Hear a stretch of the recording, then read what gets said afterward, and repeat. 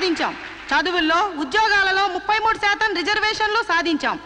Chairman లాంటి మగ పదాలను చైర్పర్సన్ అనేలా ఆడా మగకి వర్తించేలా మార్పించాం. ఎంత సాధించినా ఆడదాన్ని తమలపాకుల కట్టగానే చూస్తున్నారు, తల్లో పువ్వుగానే చూస్తున్నారు. ఉదాహరణకి ఆడది ఒక్కతే రోడ్డు పక్కనున్న టీ కొట్టుకెళ్లి టీ తాగితే ఇది లాడ్జింగ్ కేసు అని అంటారు. దీనికి కారణం ఏంటంటే ఒకప్పట్లో మనకు పోరాడే నాయకురాలు లేకపోవడమే. ఒక అనీ బిసెంట్, ఒక దుర్గాబాయ్ దేశ్ముఖ్, ఒక సరోజినీ నాయుడు, ఒక ఇందిరాగాంధీ మళ్ళీ మన కోసం పుట్టాలి. అసలు నన్ను అడిగితే ఈ జన్మలో దళితులకు ఎంతో సేవ చేసిన అంబేద్కర్ ఈసారి స్త్రీల కోసం ఆడదానిగా పుట్టి రాజ్యాంగం తిరగరాయాలి, మనకు 50% రిజర్వేషన్లు కల్పించాలి. అప్పుడు రిజర్వేషన్ల ద్వారానే మనం పైకొచ్చామని చులకనగా చూస్తారు. అయినా మగాడు ఆడది ఒకరినొకరు అర్థం చేసుకుంటే ఈ భేదాలెందుకు, ఈ వాదాలెందుకు? ఎవరెంత ఎదిగినా కనాల్సింది ఆడదే, కారకుడు మగాడే. ఈ సత్యం తెలుసుకుని ఒకరినొకరు గౌరవించుకుంటే చాలు. మగాడు ఆడదాన్ని గౌరవించడం అటుంచి అడగదొక్కుతున్నాడు. మనం మగాళ్ల కాళ్ళు నొక్కడాలు, పని మనిషిగా చాకరీలు చేయడాలు అవన్నీ మానేయాలి. మనకి స్వేచ్ఛ కావాలి. మగాళ్ళు మనకి చేస్తేనే మనం వాళ్ళకి చేయాలి. వాళ్ళు అసలు లెక్క చేయకూడదు. అప్పుడే వాళ్ళు మన దారికి వస్తారు. Correct correct, super correct. ఇచ్చిన స్వేచ్ఛను అలుసుగా తీసుకుని జీవితాన్ని నాశనం చేసుకునే వాళ్ళు కూడా ఉన్నారు. ఫారిన్ వ్యామోహంలో పడి సాంప్రదాయాన్ని కాలదనడమే ఫ్యాషన్ అనుకుని ఆడదంటే అసహించుకునేలా స్వేచ్ఛను దుర్వినియోగం చేసుకునే వాళ్ళు కూడా ఉన్నారు. అందుకని అమ్మచాటి బిడ్డలా మొగుడు పక్కన బిడ్డలా ఆడది బతకాలా? పుట్టే జీవికి ఆడది ఆధారమైనప్పుడు ఆడది మరొకరి మీద ఆధారపడి బతకడం ఏంటి? అదిరింది నా సావరంగా. కరెక్ట్ అంతే. సమాజంలో సమూలమైన మార్పు రావాలంటే మనిషి పుట్టుకకు మూలమైన వివాహ వ్యవస్థలోనే మార్పు రావాలి, విప్లవం రావాలి. పెళ్లి చూపుల పేరుతో మగాడు ఆడదాన్ని శల్య పరీక్ష చేస్తాడు, శీల పరీక్ష చేస్తాడు. కానీ అదే మగాడిని ఆడది ఏ పరీక్ష చేయకూడదు. సూపర్ సూపర్ అంటే సూపర్ అంతే. అందుకే ఆ మగాడిని ఆడది పెళ్లికి ముందే లొంగ తీసుకోవాలి. ఆ మగాడి ఇంట్లోనే ఆడది పెళ్లి చూపులు ఏర్పాటు చేసుకోవాలి. ఆ మగాడి టోపీ కింద ఉన్నది జుట్టో, బట్టతలో, విగ్గో తెలుసుకోవాలంటే, ఆ కళ్ళ జోడు వెనకున్నది గాజు కన్నో, మెల్ల కన్నో, గుడ్డి కన్నో తెలుసుకోవాలంటే, ఆ బంకరకాలో, చెక్కకాలో తెలుసుకోవాలంటే ఆ ఆడది ఆ మగాడిని పెళ్లికి ముందే పరీక్షించాలి. లేకపోతే ఆడది బెడ్రూమ్ లో ఏ చిరంజీవినో నాగార్జున ఊహించుకుంటూ కాపురం చేస్తుంది. అయ్యి బాబు, ఇది అసలు సూపర్ అండి బాబు. ఈ డైలాగులు ఉపన్యాసాల్లో చప్పట్లకు మాత్రమే పనికొస్తాయి. ఈ విపరీతమైన ధోరణులే మనకి విలువ లేకుండా చేస్తున్నాయి. సాంప్రదాయకంగా పెళ్లి చేసుకున్న మా ముత్తాత సంతోషంగా ఉండేవారు. మా తాత ఇంకా సంతోషంగా ఉండేవారు. మా నాన్న ఇంకా ఇంకా సుఖంగా బతికారు. వాళ్ళు పెళ్లాలతో ఆనందంగా కాపురాలు చేసుకోలేదా? వాళ్ళ భార్యలు ఎవరితోనైనా లేచిపోయారా? లేకపోతే ముందుగానే పరీక్షలు జరిపించి పెళ్లిళ్ళు చేసుకున్నారా? మా తాత, మా ముత్తాతని మగాడి వైపు నుంచి చూస్తున్నావు గాని మీ అమ్మమ్మ, మీ నానమ్మ అని వాళ్ళ సైడ్ నుంచి ఆలోచించావా? మొగుడయ్యాడు కాబట్టి చచ్చినట్టు అడ్జస్ట్ అయ్యి ఎందరో బతుకుతున్నారు. మగ లేని మగాళ్ళ వల్ల ఎందరో కొట్టాళ్ళుగా బతుకుతున్నారు. మొగుడికి తెలియకుండా చాటుగా ఎందరో పక్క వాళ్ళతో దొంగ కాపురాలు చేస్తున్నారు. ఆ మాటకొస్తే గర్భసంచి లేని ఆడాళ్ల వలన ఎంతమంది మగాళ్ళు సంతానం లేక పున్నామ నరకానికి పోలేదు? అందవిహీనమైన భార్యలతో ఎంతమంది మగాళ్ళు అడ్జస్ట్మెంట్ లైఫ్ అనుభవించడం లేదు? వాళ్ళంతా వాళ్ళ పెళ్లాల్ని వదిలేయాలనేనా నీ ఉద్దేశం?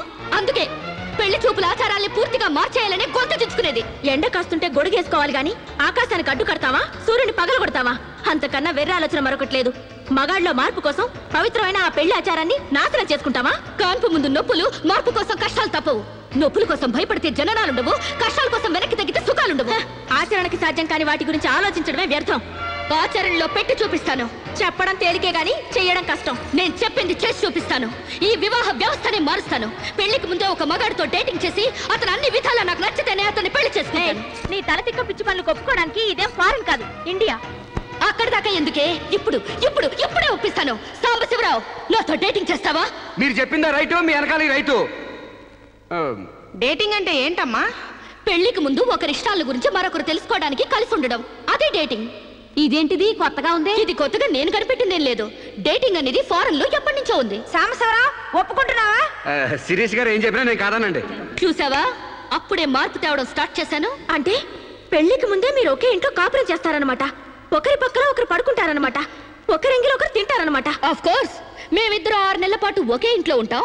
ఆ తర్వాత ఒకళ్ళొకళ్ళు ఇష్టపడితే పెళ్లి చేసుకుంటాం, లేకపోతే విడిపోతాం. విధవకి బొట్టు పెట్టాలన్నంత సులభం కాదు ఈ పని. ఇంతమంది ముందు నోటికొచ్చినట్లు వాగి ఇప్పుడు పరువు పోతుందన్న తాపత్రయంతో సరే అంటున్నాం. ఆ తర్వాత నేనెప్పుడన్నానంటే కావాలంటే అగ్రిమెంట్ మీద సైన్ చేస్తాను. కస్తూర్బాయ్ గారు, అగ్రిమెంట్ రెడీ చేయండి. పెళ్లి పేరుతో ఒకరంటే ఒకరు పడక ఒకే కప్పు కింద అయిష్టంగా కాపురం చేసే ఎంతో మందికి మా కలయికి ఒక చెంపదెబ్బ కావాలి. భారతీయ భారతీయ వివాహ వ్యవస్థకే కనువిప్పు కావాలి. సాంబశివరావుని స్టేజీ మీదకి రావాల్సిందిగా కోరుతున్నాను. పండించేది వరి, పుట్టింది ఈస్ట్ గోదావరి. శిరీషమ్మ గారు చెప్పింది చాలా కరెక్ట్. పెళ్లికి ముందే మొగాన్ని టెస్ట్ చేసి పెళ్లి చేసుకోవాలి. ఎందుకంటేనండి, సపోజ్ నేను ఉన్నానండి, నాకు చాలా పర్సనాలిటీ ఉంది, మంచి దమ్ము ఉంది, మీసం ఉంది, బాడీ కూడా ఉంది. మరి లోపలికి వెళ్తే నాకు మగతనం ఉందో లేదో మీరు ఎవరైనా చెప్పగలరా? నా నరాల్లో కరెంట్ ఉందో లేదో మీరు చెప్పగలరా? కాబట్టి మేడం గారు చెప్పిన డేటింగ్ పెళ్లికి నా ఓటు ముద్ర జై మేడం, జై జై మేడం, జై మేడం, జై జై మేడం, జై జై మేడం, జై జై మేడం. పెళ్లికి ముందు ఇద్దరు కలిసుండి ఒకరినొకరు ఇష్టాయిష్టాలను తెలుసుకుని 6 నెలల కాల పరిమితి దాటిన తర్వాత నచ్చితే పెళ్లి చేసుకుంటాం, లేదంటే విడిపోతాం. డేటింగ్ అనబడే ఈ ప్రక్రియను మేమిద్దరం స్టేజీ మీదున్న పెద్దల సాక్షిగా, సభలోని జనాల సాక్షిగా సమ్మతిస్తున్నాం. సంతకాలు పెట్టండి.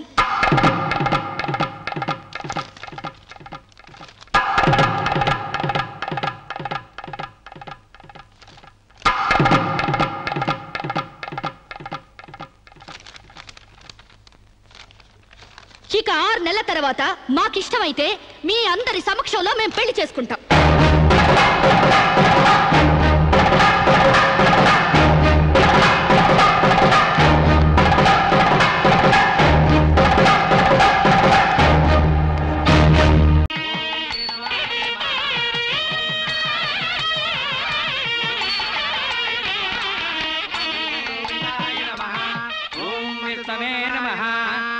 ప్రేత పిండ ప్రధానే చదువుతున్నది తద్దిన మంత్రం. ఇది పెళ్లి.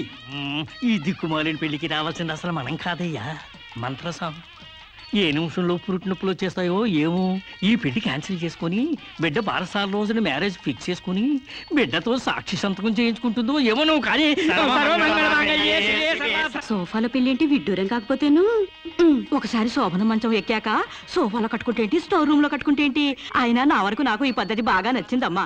కోరుకున్న కుర్రాళ్ళు విషయం ఉందో వీక్నెస్ ఉందో తెలుసుకుని కట్టుకుంటుంది. మరే లేకపోతే తీరా చేసుకున్నాక తాళిగట్టినోడు తడిగుడ్డగాడైతే గాడిపోయిలు ఆరిపోవు. అమ్మా, ఈ డేటింగ్ పెళ్లి ఉందని నాకు ముందు తెలియదు. తెలిస్తే నేను కూడా ఇలాగే చేసుకునేదాన్ని.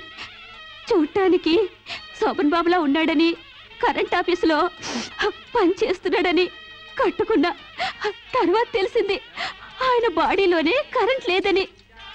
నా కాలం కలిసి వచ్చి హార్స్ పవర్ ఉండే మగాన్ని కట్టుకున్నాను కానీ లేకపోతే గోడలు దోకాల్సి వచ్చిండేది. చదివిన తూతులు చాలు కానీ వాళ్ళ చేత పీపీ ఎనిమిది పుష్టి కట్టించే పప్పును తినేయచ్చు.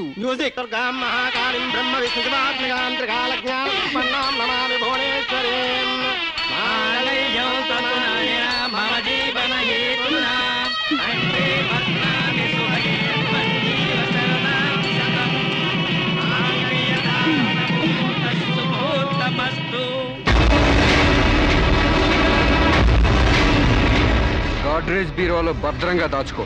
ఏంటిది? నువ్వు నాకు నచ్చలా, అందుకే తాళిబొట్టు కట్టట్లేదు. ముహూర్తం టైంలో జోక్లేంటి? Useless fellow.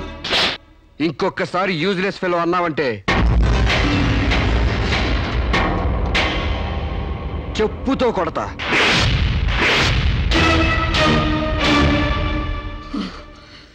ఏమన్నా? ఏ అర్థం కాలేదా? నువ్వు నాకు నచ్చలేదు, నేను నిన్ను పెళ్లి చేసుకోవట్లేదు. ఇంకొకసారి యూజ్లెస్ ఫెలో అన్నావంటే తోళ్ళు చెప్పుతో కొడతా అన్నా.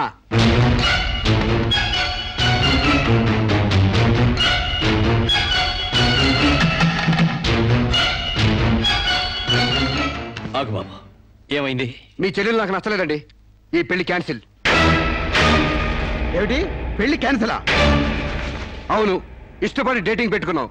ఆ డేటింగ్ లో నేను పాస్ అయ్యాను, మీ చెల్లెలు ఫెయిల్ అయింది. నా ప్యాంట్లో ఉన్నవి వంకర కాళ్ళ మంచి కాళ్ళ, నాకు మగతనం ఉందా లేదా అని ఎక్స్రేలు చేసి మరీ పరీక్ష పెట్టింది. దాంట్లో నేను పాస్ అయ్యాను. నాకు పొద్దున్నే లేచి ఎక్సర్సైజ్ అంటూ ఒంగుళ్ళు దూకుళ్ళు చేసే పెళ్ళం అక్కర్లేదు. తెల్లారగట్టే తలంటుకుని పొలానికి వెళ్ళే పెళ్ళం కావాలి. ఒళ్ళంతా కనిపించేలాగా బొట్టు కింద అరగజో, బొట్టు పైకి అరడుగు పీలికలు వేసుకునే పెళ్ళం అక్కర్లేదు. ఆడదని తెలిసేలా 6 గజాల చీర కట్టుకునే ఆడది కావాలి. అట్టాగే నా కాబోయే భార్య సీతలాగా ఉండాలని కోరుకున్నాను. కానీ పెళ్లికి ముందే లాడ్జింగ్ సర్వీసులా నీ చెల్లెలు నాతో కడుపు చేయించుకుంది. కాబట్టి నీ చెల్లెలు ఫెయిల్ అయింది. అందుకే మీ చెల్లెలు నేను పెళ్లి చేసుకోవట్లేదు. తాళి కట్టకుండా మండపం నుంచి బయటకు వెళ్దామని నువ్వు నా పంచం మీద అంచు కూడా పీకలేవు.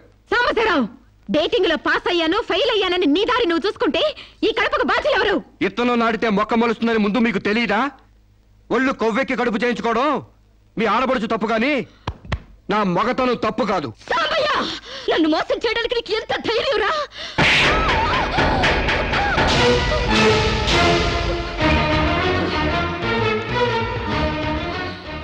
రారా పోరా నువ్వు అంటానికి నేను పడ్డానికి నీకు నాకు ఏంటే సంబంధం? ఉంటే గింటే అక్రమ సంబంధం తప్ప. అగ్రిమెంట్ ప్రకారం మనం 6 నెలల పాటు డేటింగ్ చేయాలి. ఇద్దరు ఒకరికొకరు నచ్చితే పెళ్లి చేసుకోవాలి, లేకపోతే విడిపోవాలి. నేను నీకు నచ్చాను, కడుపు చేయించుకున్నావు. నువ్వు నాకు నచ్చలేదు, విడిపోతున్నావు. ఇందులో నేను చేసిన తప్పేంటి చెప్పండి. Yeah tell me. ముళ్ళొచ్చి ఆకు మీద పడ్డా, ఆకు వచ్చి ముళ్ళు మీద పడ్డా, ఆకుకే పడుద్ది బొక్క, నాకే ఊడిది తొక్క. నా గోతికి చెమట పడ్డావు తప్ప.